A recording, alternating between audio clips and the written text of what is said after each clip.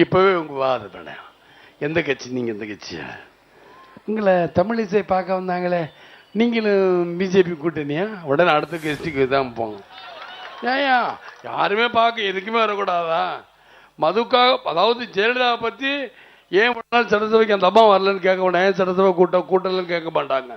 அதுக்கு ஒரு வாதம் மேடை வைக்க சொல்லுங்க. வச்சாத லைசன்ஸ் போச்சு, வச்சா கேபிள் டிவிலேருந்து எடுத்துட்டா இப்போ பயம், அதுக்காக வைக்க மாட்டாங்க. சில டிவிகள் இருக்கு, பேரை சொன்னா தானே தப்போ, பேரையும் சொல்லல.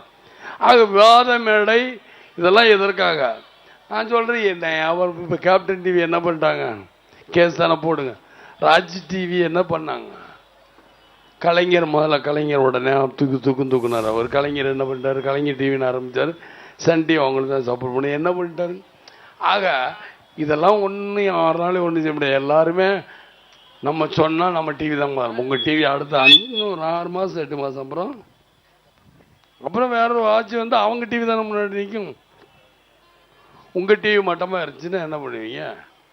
ஆக கேபிள் டிவி, இந்த டிவி ஏதாவது ஒன்று அப்புறம் விளம்பரம் கொடுக்குற ஆளுங்கட்சியை பார்த்து தான் கொடுப்பான்.